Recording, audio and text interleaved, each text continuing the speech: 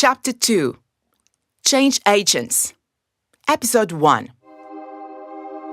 It was a cold winter day. Sue woke up after a good night's sleep, had a wonderful breakfast, drove to work by the shore. The sky looked amazing with its oranges and pinks, and she felt like the world could come to an end, but nothing would cast her down. However, the moment she was parking in front of a company, someone hit her car and ran away. She got really upset about it. Minutes before she started telling everyone what had happened, she remembered her promise. Sue pressed charges, and despite the fact she felt injustice, she decided that situation would not affect her attitude. She would not complain, and that's what she did. Episode 2. It was a cold winter day. Paul woke up late because the alarm clock didn't ring and he started complaining. He was having a hot shower and the water got cold. Then his car wouldn't start, and when it did, Paul almost got hit by a truck. In the meantime, someone ran a trolley over his foot. He complained the whole day and swore he'd kill the next person that smiled at him. Do these episodes sound familiar? I will answer to that a bit ahead. First, let me tell you about the power of two strengths: words and agreement. The power of words. There is a proverb that says, "Death and life are in the power of the tongue, and those who love it will eat its fruit." This means there is a power inside of us, generated by words, good and bad, waiting to be ignited, to be released. And that power enables us to create whatever we decide and put ourselves into.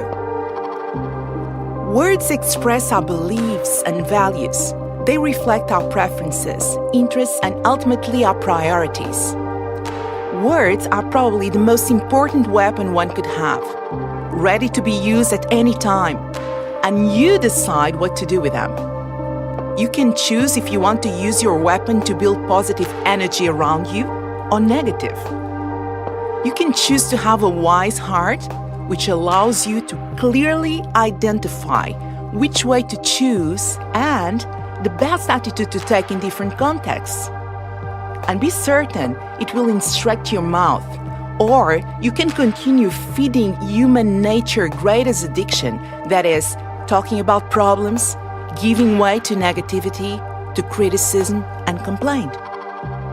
Back on the topic, complaint is what separated episode 1 from episode 2. In episode 1, we had Sue, a woman that really had a motive to complain. But she took a different way and decided to do and act the opposite of what was expected. What was fated to be a lousy day after the accident had a twist, and misfortune didn't find room in Sue's life, nor negativity. On episode 2, we see Paul, a man who accepted whatever came his way as if he simply couldn't do anything to change, and he just complained. Paul could have carefully examined himself and each situation that occurred. And he could have questioned why those things were happening to him as a means to stop that negative chain reaction. He could have broken nature's complaint habit, and he could have focused on the positive and talk about his choice.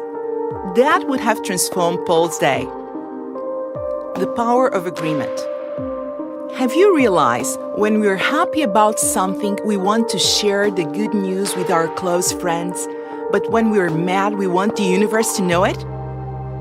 It seems like there is something compelling us to find people to share sympathy for our cause, to agree with what we're saying, to get them telling our story to the world, and eventually to share their own disgraceful episodes. 5 minutes pass, and so long good vibes. Giving ear to complaint means you are not only receiving that person's energy, but you are also agreeing. My question is, if we start a bad day or a bad process like the ones I share with you, Can we change it? Yes, we can. The difference between them is just one: complaint. Choose not to and don't even listen.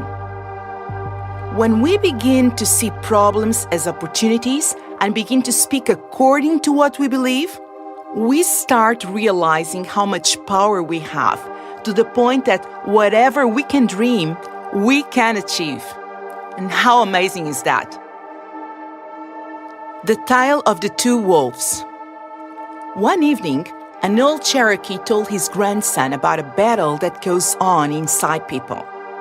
He said, "My son, the battle is between two wolves inside us all. One is evil.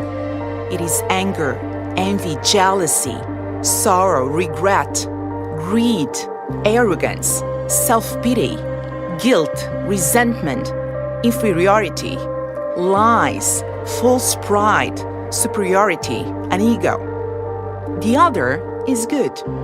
It is joy, peace, love, hope, serenity, humility, kindness, benevolence, empathy, generosity, truth, compassion, and faith." The grandson thought about it for a minute and then asked his grandfather, "Which wolf wins?" The old Cherokee simply replied, "The one you feed."